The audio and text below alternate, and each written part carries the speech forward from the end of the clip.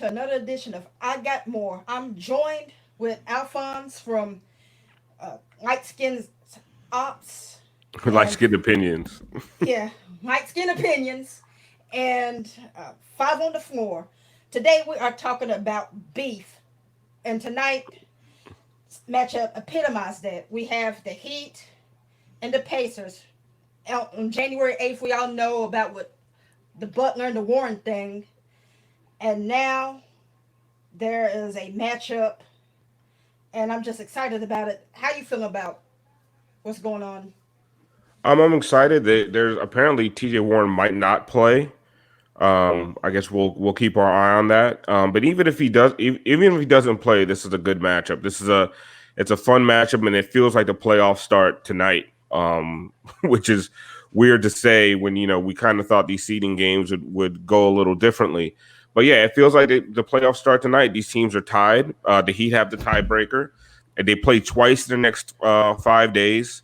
So this could be huge. The Heat win this game, and they need to stay out of that 6 seed is what's important, right? So they are fourth. The Pacers are fifth. If they can win these games and stay away from the Boston Celtics, that's what's important. And so you're probably getting they're playing twice in the next 5 days, and you're probably getting a first round matchup with these two teams. So it's going to be a lot of basketball, and we know when teams play each other often, that's where the beef starts. And these teams already have beef. T.J. Warren and Jimmy Butler already don't like each other. So it just looks to get worse from here. And I find it funny with T.J. Warren and Jimmy Butler. It just seems like it was so random, on January the 8th. Was there something before that, or did it just start on that particular game? I don't know. It seemed like there was old animosity there, right? Like it doesn't seem like the feeling stirred up in that game. One of the things that's funny with the NBA is that these guys when they match up, they're matching up. There's two small forwards, so they're going at each other four times a year. And a lot of the comments that go back and forth, we don't hear and we don't even know about them. So TJ Warren and Jimmy Butler could have been sniping at each other for the last 5 years, and we just don't know. So it's funny how it works out. It's when it blows up is when we see it. But usually there's a lot of backstory there before we actually see the explosion. I agree because it just seems like on the surface, it seems so random. You know Yeah, what I mean? But if there is a backstory, I wouldn't be surprised. The surprising thing is that the backstory didn't leak out before they played. right.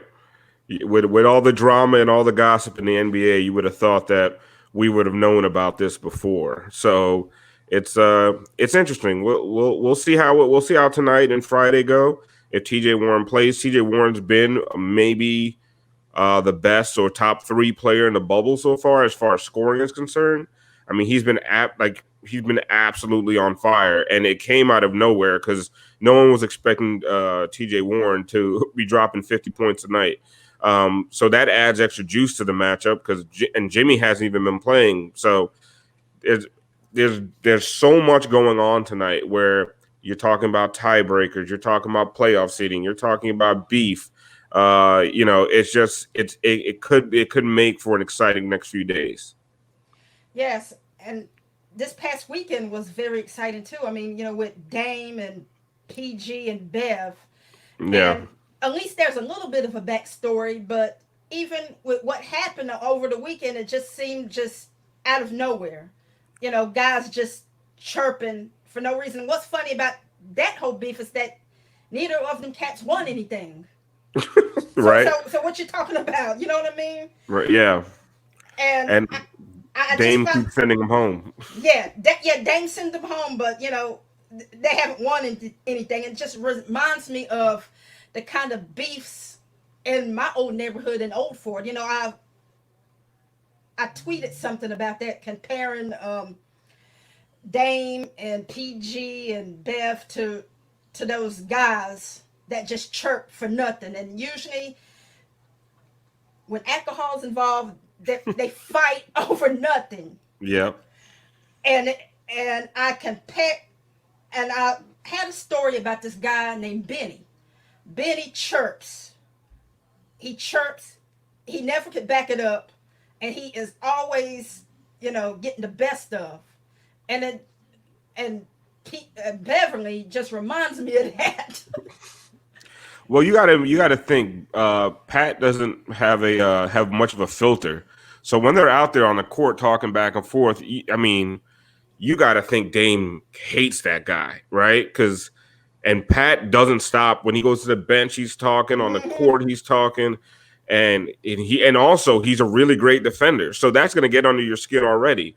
So imagine this guy's D'ing you up. He's all in your kitchen the whole time, and he's talking shit the whole time. I mean, it's got to be super, super frustrating. And then, but the one thing Dame does have those playoff victories that he can always go back to, Yeah. and those are the trump cards, man. And once you have those, you That's, know that shot over Paul George is going to be, mm-hmm. it's going to we're going to talk about that for the next 20, 30 years. So he has that in his back pocket, and especially Right.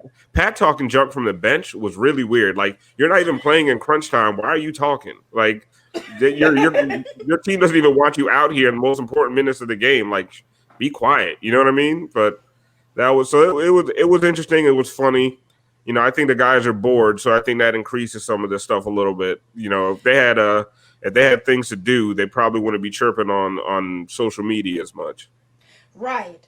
And I just find it, I mean, it's refreshing, actually. We don't have a lot of smack talk now, in this current environment. And it's just refreshing, and it just brings it back to what competition is all about. You know, Yeah, anybody who has played, you know, it just seems like the trash talking intensifies the games much more and make them more than what it is. And that's what it's all about. yeah. I mean, these guys are so buddy buddy now. Like, you see them in the bubble hanging out with each other, and it's not like they just stick to their teams. All these guys, and Miami Heat fans, we're always looking at who's hanging out with who because we're always looking for the next quote unquote whale. But yeah, these guys all they usually get along. But this, I mean, there seemed like to be some real animosity behind it over the weekend. So that was cool to see. I really thought Paul George came off super weak, like with that the Like whole always. yeah, that whole thing talking about I was hurt. Like, dude, who even asked you about that? Like, Hell, what did you everybody do? hurt. Yeah, Everybody like, hurt.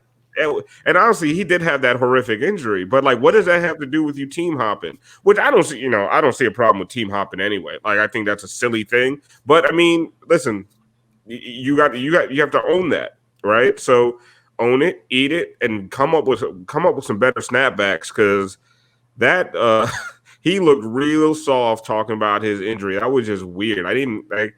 I felt like it was out of nowhere. It's like, you're back and forth snapping in the lunchroom. Somebody gets you good. You be like, hey, my mom just died. Like, wait, nobody was talking about your mom. What are you doing? It was just really weird. Like, I just thought it was just weak sauce from him. Weak as usual. Well, that's another show for another day. But what really intensified the beef between those three was when family got involved. That Oh, was the real. sister, yeah, Mm-hmm. the sister calling Paul George's baby mother a stripper. That was interesting. That was interesting.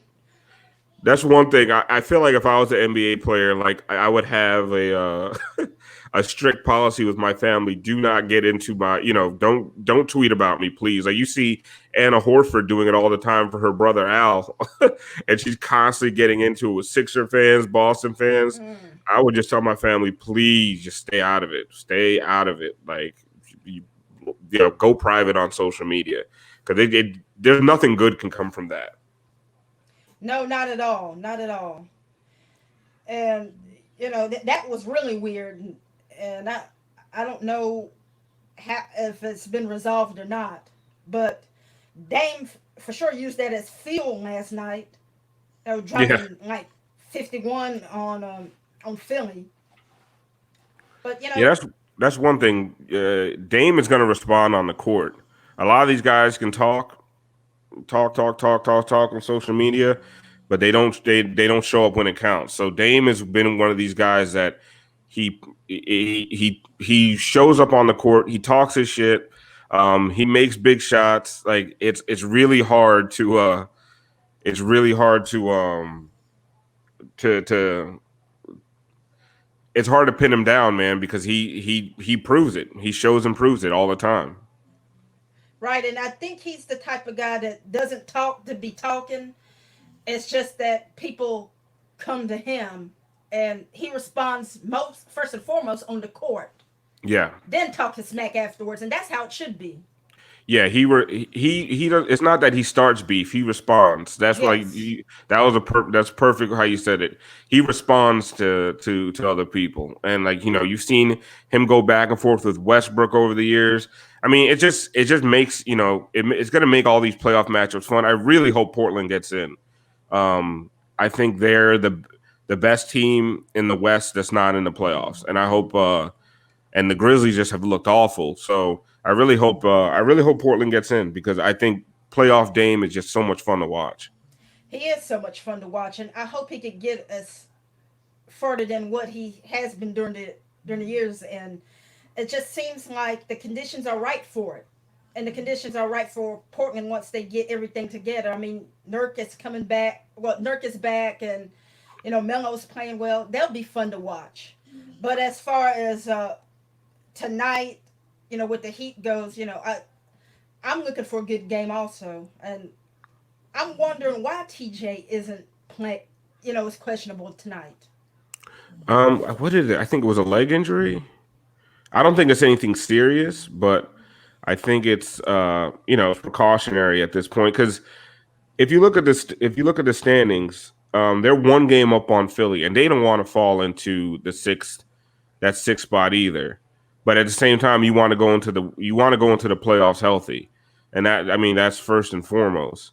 And maybe who knows? I don't know if maybe they see Boston as an easier matchup than they see Miami as. So maybe they're not as concerned about the game. I don't know. So it's interesting because you would think with everybody being so tight and packed together that TJ would be playing through a little bit of discomfort. So we'll see what happens tonight. Yeah, I'm actually looking for him to play if it's not that serious. And plus, with the history between him and Jimmy, and all of these implications and the role he's been on, how can you halt momentum like that? No, You know. it'd be really disappointing if he doesn't play. But listen, as a Heat fan, I hope he doesn't play because I don't want the Heat to fall into that sixth spot. But if he does, like we talked about, there's just so much juice in the matchup. It's gonna be a ton of fun to watch. What are the X factors in your opinion for these two matchups? What does the Heat have to do to really put their stamp on it? Right now, it depends on who plays, right? If it's looking like Dragic and Butler are going to be back tonight, so with Dragic back on the floor, I think one of the biggest things you want to see from the Heat is how does the second unit look with him out there. If Tyler Hero's starting, since Kendrick Nunn is still in quarantine, I think you really want to see how he plays in a primetime matchup with the eyes of the NBA on him. Basically, a playoff game. How does he respond at the point? Because he looked really, really good against Phoenix. I mean, almost had a triple double, 25, 10, and 8.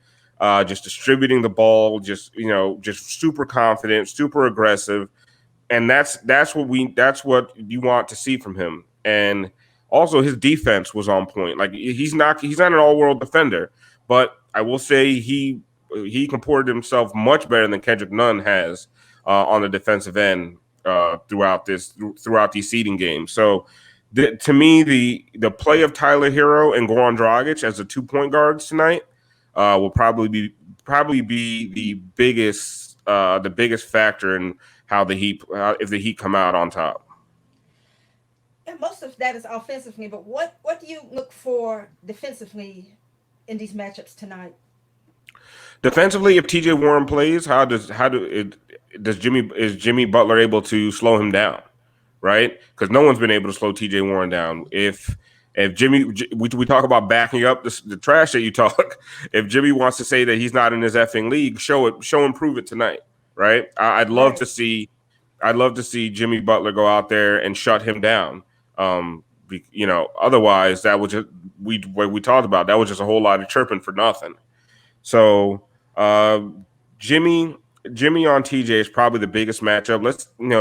If Victor Oladipo plays, if can who's gonna guard Victor Oladipo? Because if it's Tyler Hero, that's going to be a heavy lifting on his part on the defensive end. So let's see how they do there. And just overall, just a point of attack has been so lousy for the Heat defensively. They have just been getting the penetration has been nonstop. Guys aren't fighting through screens. So let's just see if some of the defense that we've seen over the last few games is corrects itself.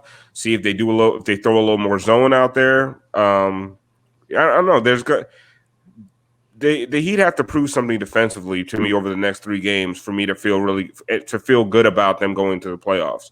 So, with Jimmy out there tonight, bam, everybody healthy, this is a good test. Yes, and I'm just wondering what were the factors in the Heat regressing defensively? They haven't been The good Heat all and year. They just haven't been good all year. Their guards have not been able to defend all season, and they were running a lot of zone to kind of hide guys. And at some point, teams just started. The problem with the zone is it's great in short spurts, but if you're relying on it heavily because you have bad defenders, teams are going to figure that out eventually. So teams started to figure out Miami zone. That's when I think the trade with Justice Winslow was so important because they needed wing defenders, big long wing defenders, and they got 2 of them and even a third in Solomon Hill. So going forward, just seeing how if Iguodala and Jay Crowder continue to play how they've been playing, that's a really good sign. Solomon Hill is giving you some solid minutes, but I don't think he's going to be a big factor come playoff time. But it's at the end of the day, it's that point of attack. It's speedy guards just slicing them up, and let's see if they can fix that. And what would be a better way to fix that? With the personnel that they have, I know that the Heat had Crowder into the starting lineup, but is that even enough? With the personnel that they have, it's going to be super difficult, especially against like teams like the Raptors, who have guys like Kyle Lowry and Fred VanVleet. And yeah, you can put Jimmy Butler and Kyle Lowry, but now who's going to guard Fred VanVleet? Like that's part of the problem. They just don't have.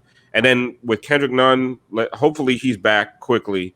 But they just have a guard problem. They don't have a lot of guards. And Gabe Vincent is young and unproven. So right now you're just looking at Dragic and Hero, neither of them who were great defenders. So the simple answer, the simple fix would be, just put Jimmy Butler on the point guard. But if you're putting Jimmy Butler on the opposing point guard, what about offensively? Because they rely heavily on Jimmy offensively. So now you're asking him to pull so much weight on defense, and then also asking him to be your primary scorer on the other end. And listen, I'm sure Jimmy's up for the challenge, but we've seen it before.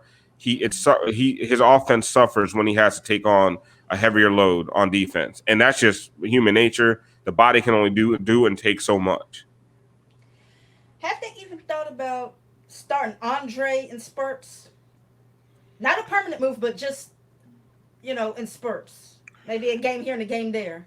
I don't think so. Just because Jay Crowder spaces the floor better than Andre Iguodala does right now. Jay has been tremendous from 3. Teams have to respect that shot, and he has no problem taking it. Part of the problems with Meyers Leonard, and I was a big proponent of that original starting lineup, but Meyers was a little bit hesitant to shoot at times.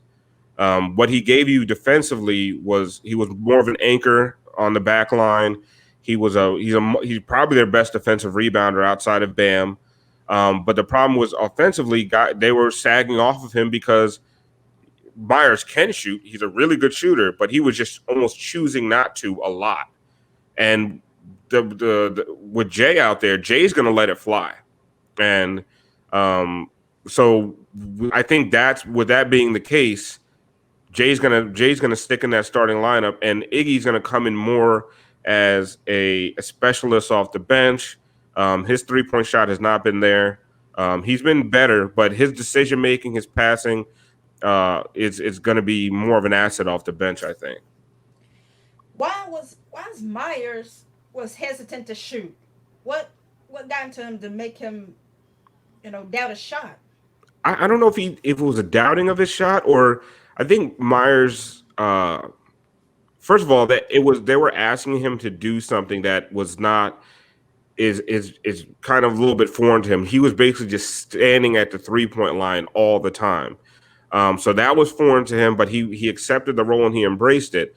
But I think a lot of times what would happen, you'd see him and he'd have an open shot, and then he looks around and he realizes he has 2 or 3 better shooters on the floor, and he passes up an open shot. What you'd rather him do is just let that fly. I always said it was always a good sign to see him get 5 to 7 3-pointers up in a game. That always boded well for the Heat. But when he was if he had 2 or 3 field goals, that just wasn't enough. You see, Jay Crowder is just not scared. He's out there, he's chucking it, and he's been really good from 3. So you can't even be mad at it. No, you can't be mad at it. But just adapting to the new role, Mhm. it's just something that some people struggle to get used to, and maybe Myers is in that space. Yeah, but the weird thing was, I felt like he was before his injury, he really had settled into it. So that's one of the head scratchers. Where why Myers has just become completely in the doghouse and expendable. Like, I tried to explain it with Jay and his shooting, but it kind of boggles the mind that for a guy who's part of one of the most prolific lineups in the entire league, not just on the one of the Heat's best lineups, one of the best lineups in the entire league. That starting lineup with him, Kendrick Nunn, Jimmy Hmm. Butler, Bam Adebayo, and Duncan Robinson is one of the best in the league. And for them to just go away from completely from that is eye popping and surprising. And then for Myers just to not have a role at all because of how well Kelly Olynyk has played. I wonder if they play a team like the Bucks and they go down 2-0 and they're getting killed on the offensive glass. If Spo brings out Myers, that would be something that I would watch. I would watch for if they're starting to get killed on the offensive glass, you might see Myers Leonard start a game or two against a big team like the Bucks. I think that makes sense. Matchups. A lot of people don't really think about matchups in that way. Maybe that is the reason why his role has regressed. I would assume. But if it's not that, then it's truly a head scratcher, and it makes you wonder why would they think that Myers is expendable. Yeah, and who knows? Spo is he's kind of a little evil genius with some of this stuff, man. Like, you don't know why, and he kind of gives you these vague answers. But I mean, Jay Crowder's been really good, so maybe Spo knew something we didn't. It's just and it once Myers leaves the starting lineup, because even when he was starting, he'd play the beginning of the first, beginning of the third, and every once in a while he'd get some fourth quarter, second quarter minutes. He wasn't playing that much. So once you squeeze him out of the Oh. starting lineup, and Kelly Olynyk has been playing, he's been on fire. Like, where does Myers fit at that point? In today's day and age, do you play, when who plays 3 centers over the course of a game? You just don't do it. You don't do it. You barely want to play one traditional center when you think about it, because everything is smaller now, and it's more about pace and space. And Yeah, so sometimes a big don't have that. yeah, most of the time you're seeing the team has their traditional big, but once they go to the bench, it's kind of like a free for all of who's out there playing the five. There's a lot of 6'9", 6'10" power forwards playing the five with bench units right now. So where does Myers fit? That's where it gets a little dicey.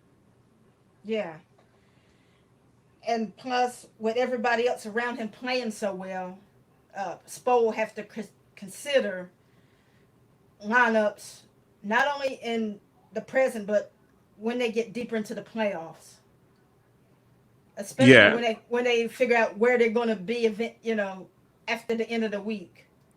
yeah. One thing this team has in spades is depth. Like they have outside of the guard position, they can go deep. I mean, you're looking at the bench and you're wondering where Derek Jones Jr. is going to get his minutes from. Are they even going to be able to use Solomon Hill?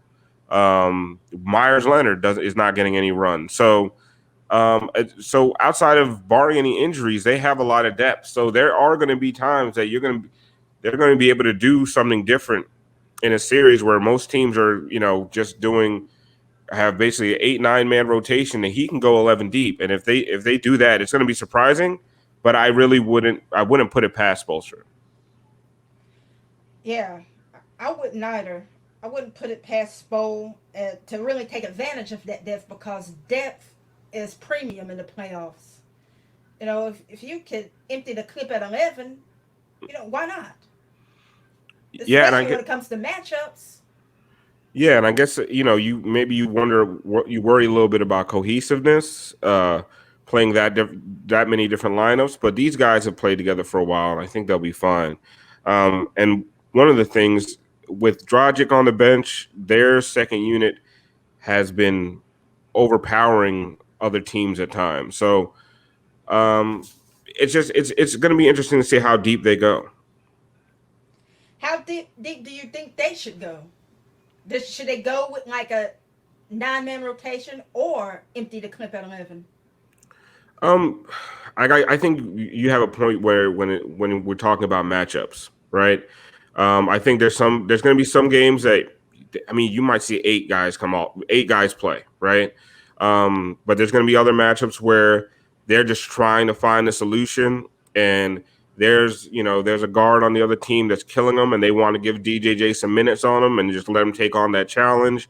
Or you're going to see Iggy just doesn't have it one night, and maybe you'll see more Solomon Hill. Maybe Kelly Olynyk doesn't have it going, and maybe you see Myers Leonard jump in there.